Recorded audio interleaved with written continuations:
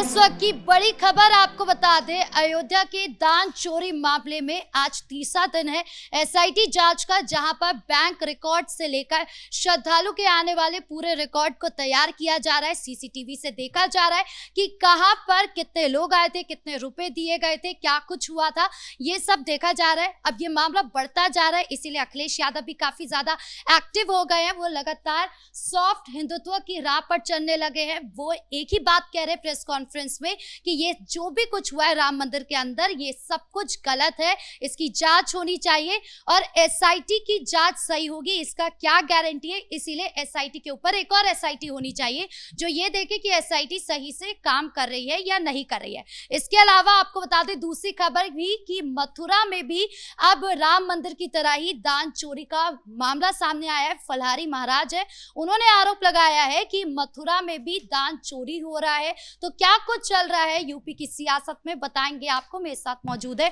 मेरे सहयोगी हर्षित सर। सबसे पहले बात करें राम मंदिर की, तो राम मंदिर का आज एसआईटी का तीसरा दिन है, क्या कुछ चल रहा है? बिल्कुल, देखिए मैराथन जांच आप कह सकते हैं कि मैराथन जांच इस वक्त चल रही है और 19 घंटे बीत गए हैं।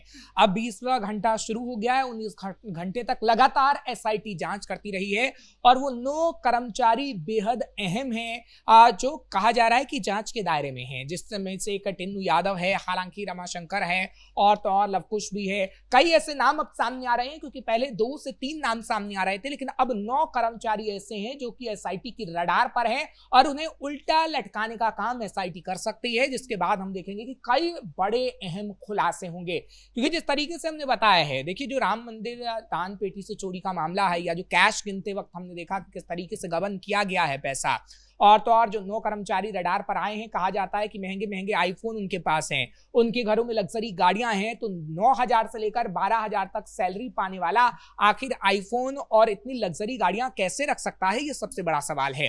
होता क्या था ये हम अपने दर्शकों को जरूर बताएंगे, क्योंकि कुछ जो जांच में बातें सामने आई हैं वो अपने दर्शकों के सामने रखना जरूरी है। लेकिन अभी जो करंट में सिचुएशन क्या है और एसआईटी क्या कर रही है, संक्षेप में अपने दर्शकों को बता देते हैं।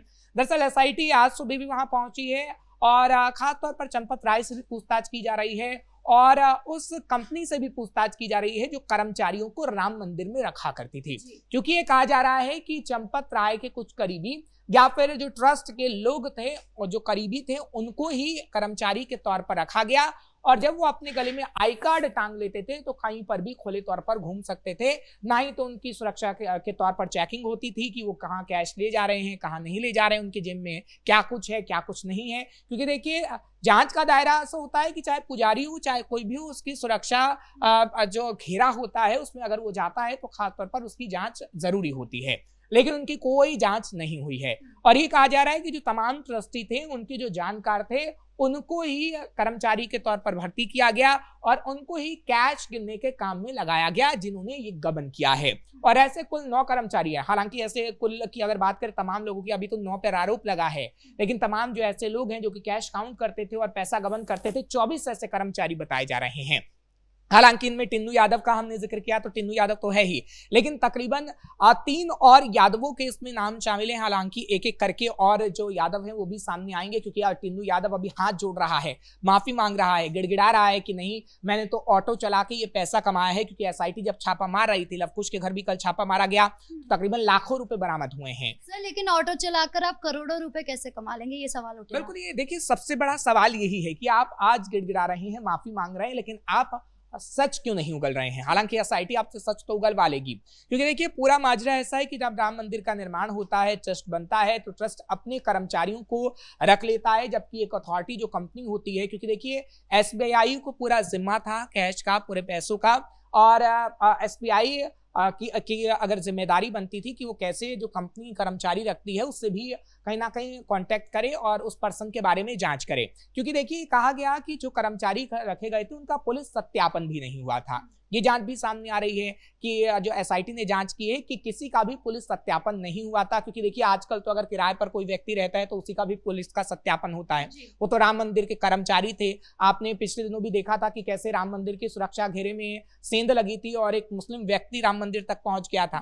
उसके बाद भी हमने देखा था कि किस तरीके से सुरक्षा व्यवस्था को पुख्ता किया गया था। तो देखिए आपका कोई भी जानकार हो, चाहे वो ट्रस्ट का जानकार था, पुलिस सत्यापन होना जरूरी था पुलिस थाने में, और उसके बाद ही उस कर्मचारी को रखा जाना था। क्योंकि जब ये कर्मचारी कैश गिनने का काम करते थे तो करोड़ों करोड़ों उसमें से गबन कर लेते थे, और जब वो घर लेकर जाते थे तो उनकी कोई जांच भी नहीं होती थी, क्योंकि वो अपने गले में आई कार्ड टांगते थे और ट्रस्ट के करीबी थे, तो सुरक्षाकर्मी भी उन्हें जानने पहचानने लगे थे। क्योंकि देखिए 1 से 2 साल का वक्त कम नहीं होता है, पूरे 1 साल से तकरीबन वो थे, और कहा जा रहा है कि वो आराम से आ जा सकते थे। तो कैश अपनी जेब में डाला या कैश अपने बैग में डाला या थैली में डाला और वो घर ले गए।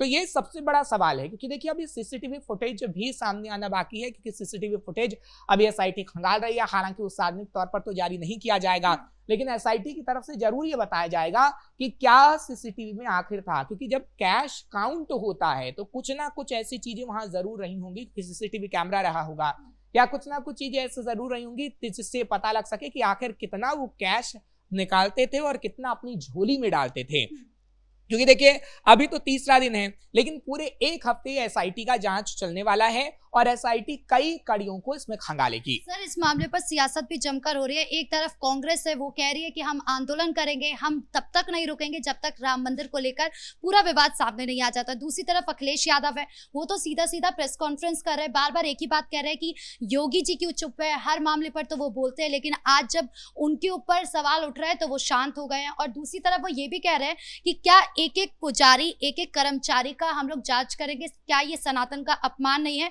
और क्या ये श्रद्धालुओं के साथ धोखा नहीं है। देखिए अगर राजनीति की बात करें तो इस पर अभी राजनीति नहीं होनी चाहिए। हाँ, विपक्ष का सवाल उठाना जायज है, इसमें कोई दो राय नहीं है।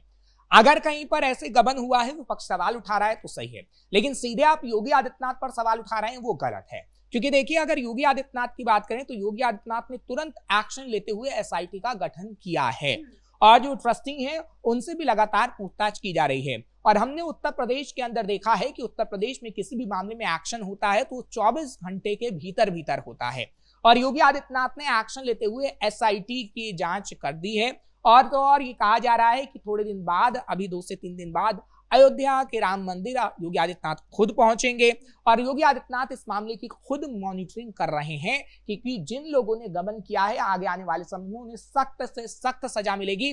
और इसीलिए टिन्नू यादव जैसे लोग, तमाम ऐसे आरोपी आज गिड़गिड़ाने का काम कर रहे हैं, क्योंकि वो जानते हैं कि योगी आदित्यनाथ जब एक्शन लेते हैं तो किसी को छोड़ते नहीं हैं। सर, दूसरी तरफ अनुराग ठाकुर है, उनका भी बयान सामने आया। उन्होंने कहा कि अभी विपक्ष कूद कूद कर सामने आ रहा है, राम मंदिर को लेकर बहुत हमदर्दी दिखा रहा है, सनातनी बनने की कोशिश कर रहा है, लेकिन जब राम मंदिर बनकर खड़ा हुआ था तब यही लोग थे जो मातम बनाने की कोशिश कर रहे थे। इसीलिए उन्होंने अपील की है कि आप लोग यहाँ पर ये सब मत दिखाइए कि आपको बहुत ज्यादा सहानुभूति है, आप बहुत ज्यादा दुखी हैं। एक वक्त आएगा, उसके बाद ये सारी चीजें सामने आ जाएगी, उसके बाद आप शांत हो जाएंगे। देखिए उन्होंने कुछ गलत नहीं कहा है, क्योंकि अगर कांग्रेस की बात करें तो कांग्रेस, चाहे फिर अजय राय हो या राहुल गांधी हो, आपने देखा है कि मजार पर वो पहुंच जाते हैं, मस्जिद में पहुंच जाते हैं, लेकिन राम मंदिर में जाने से उन्हें तकलीफ होती है। राम मंदिर का चाहे फिर ध्वजारोहण हो रहा था या फिर राम मंदिर का शिलान्यास हो रहा था तो प्रधानमंत्री नरेंद्र मोदी तक को गालियां दी गई कि आप राम मंदिर के निर्माण को लेकर कवायद तो कर रहे हैं, लेकिन अस्पताल और स्कूल को लेकर कवायद नहीं कर रहे हैं, जबकि तमाम चीजों पर कवायद हो रही थी। और देखिए जो सुप्रीम कोर्ट ने फैसला दिया उसके बाद राम मंदिर का निर्माण हुआ, लेकिन ये अपने वोट बैंक के चक्कर में बखूबी राजनीति करते थे। अब आप देखिए उत्तर प्रदेश की अगर बात करें तो उत्तर प्रदेश में योगी आदित्यनाथ जब 2022 के इलेक्शन के लिए जा रहे थे लोगों के पास और मीडिया कर्मियों से बातचीत कर रहे थे, तो 80-20 का फॉर्मूला भी उन्होंने दिया, और उन्होंने तमाम जातियों को, लोगों को एक करके बताया कि आप हिंदू हैं, आप जातियों में बटे नहीं हैं। और इसी का डर समाजवादी पार्टी और कांग्रेस को सता रहा है कि अगर तमाम हिंदुओं ने, जिन तमाम जातियों के लोगों को एक करके हिंदू बताया गया, क्योंकि वो हिंदू हैं तमाम लोग, और उन्होंने योगी आदित्यनाथ को वोट दिया, तो वो एक बार फिर से योगी आदित्यनाथ को वोट देंगे और कांग्रेस और समाजवादी पार्टी को हराने का काम करेंगे। और इसलिए क्योंकि देखिए हिंदुओं की सबसे ज्यादा आस्था राम मंदिर से ही जुड़ी हुई है, और इसलिए वो हिंदुओं को बार बार ये बताने का प्रयास करें कि देखिए आपका पैसा जो दान पेटी में डाला गया, आपका पैसा जो आपने आस्था के तौर पर राम मंदिर पर चढ़ाया, वो पैसा आपका गबन हो गया। ये दिखाने की कोशिश कहीं ना कहीं अखिलेश यादव और बाकी जो विपक्षी पार्टियां हैं वो कर रही हैं। लेकिन लोगों को विश्वास है कि योगी आदित्यनाथ जब एक्शन ले रहे हैं तो उनका एक एक पैसा राम भगवान के चरणों में ही होगा। क्योंकि देखिए अभी एसआईटी की बात करें तो एसआईटी ने, चाहे फिर लवकुश हो या फिर टिन्नू यादव हो, तमाम जो आरोपी उनके घर पर अगर छापा मारा जा रहा है तो नोटों के बंडल बरामद हो रहे हैं।